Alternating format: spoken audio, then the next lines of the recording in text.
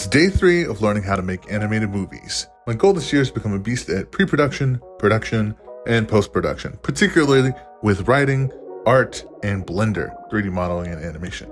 Because if I can do those things, then I can make the movies that I've always dreamed of making. Also, if you clicked on this video, you're probably my kind of person because you love stories and animation and creativity and listening to people talk about their mindsets about doing all this stuff. I'm glad you're here. Let's get into it. It's an art practice day, Monday, Wednesday, Fridays. I wanted to draw a male face and I wanted to draw a female face. And so I went on, guess what? Pinterest. Found a couple people to draw and this is what I got. Let's start with the guy. So generally speaking, I like the face structure. I feel like I'm hitting a couple things pretty well, and I tried to do a little bit with separating like sections of hair, just like I learned over here, to split the different sections of hair. I had his side hair and the top hair, and that was pretty good. And I feel like there's some good definition here in the face, while still being like stylized, and same thing with this part of the neck.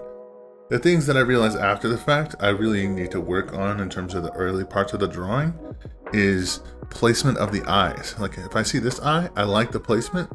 And then when I look at this one in retrospect, I feel it's too far left and a little bit low. And so that's one of those things that's like, yeah, I could erase that and fix that even here in the sketchbook. The point of this isn't to make pretty amazing pictures. The point of this is for me to get better. And so I need to work on, when I'm constructing the original face, how do I place the eyes? So I'm gonna do some research on that. With the nose, I also feel like the nose is like straight on and looks pretty good for a nose and has, you know, the shapes of volume and stuff. But I feel like in the same way the face is slightly turned this way, the nose needs to be slightly turned that way. Those are my biggest issues. I've got other things to work on, but generally speaking, I'm still pretty happy with this guy. And with the girl, what was kind of fun about this one was that, like, I've learned over time that if you add too many details on a female face, then all of a sudden, like, it makes them look really old. It does the same thing with a guy. Like, the more lines you draw, especially stylized, the more it's gonna end up looking like an old dude. But I tried to go more intense with the shading on this one, which I felt like went really well. The face ended up a lot longer than I was intending, which can look fine for being stylized, but if I'm being completely honest, I wasn't trying to do that, so it was a mistake. I want to get better at blocking in the sections of the face where I'm going to start it and where I'm going to end it. And it's really just a matter of me taking the time to be more intentional when I set out to do the drawing. And yeah, I think I just rushed it. And so, but generally speaking, I like the nose. I think it's pretty cool. And I like the subtle shading I did to show like the cheekbones and under the neck. I had a little trouble with the lips, but I don't think they're horrible. But something I was trying to be really intentional about was the hair. So this is not the most flowy, amazing hair in the world, but the big thing I was trying to do was similar to this: a front, a middle, and a back. And so this was from a photo on Pinterest of a real person. And so I forced myself to simplify and just do these chunks of hair first, and before I added in more lines and like the wispies. And so really I just had like 1, 2, 3, 4, 5 little sections of hair, and that all came from the center point. And then I had the sides, and then this middle part, and then the back. And then afterwards I went back in, and that's when I added in all the little extra lines to try and like imply that there's more detail than there actually is. And yeah, I think it does a pretty good job. Compared to what I was doing before, I was doing, you know, just like scribble hair a lot. And this feels more, I don't know, professional, economical, efficient, looks better. So just better in general. So I'm pretty happy with that. I kind of just like scribbled in some ears and I was like, yeah, those are ears, I promise. Don't look too close. And then the eyes, I like the eyes actually. I still do, even though I see the imperfections in them.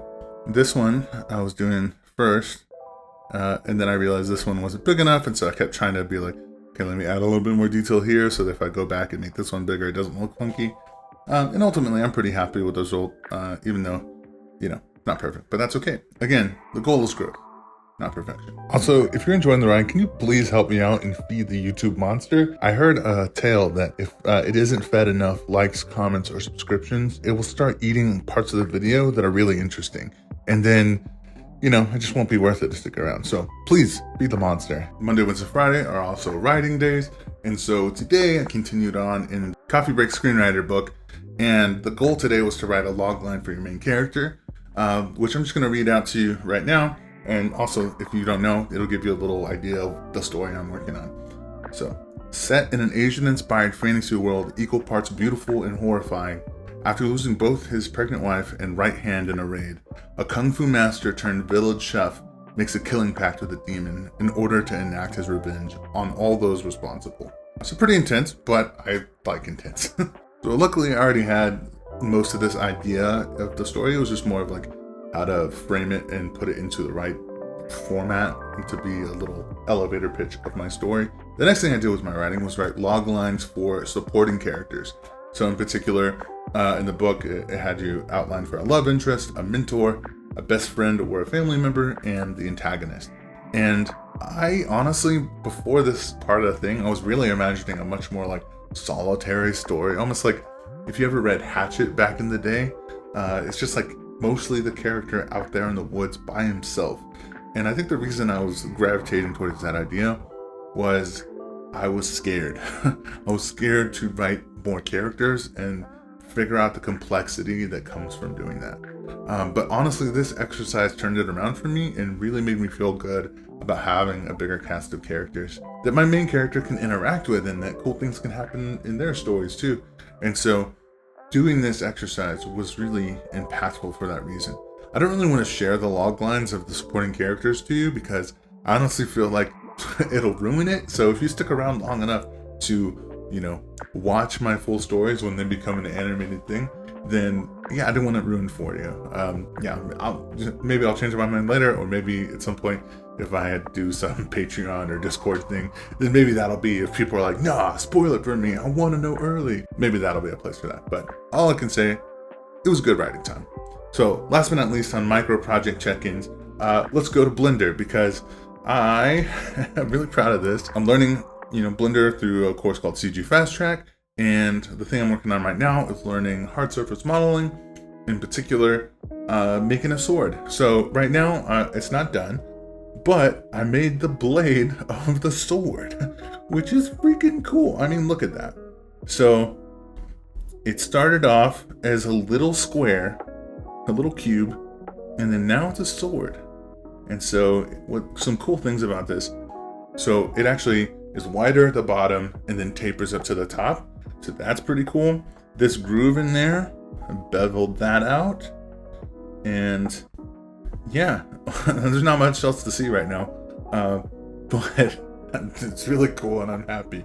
So tomorrow, I'm gonna do more. But yeah, all in all, progress with Minecraft projects is going really well and I'm having fun and it's exciting. Okay, now I just want to talk about more of my creative approach overall. I woke up at 5, fed the cats, and I watched a show that's like really inspiring to my revenge world in Kung Fu.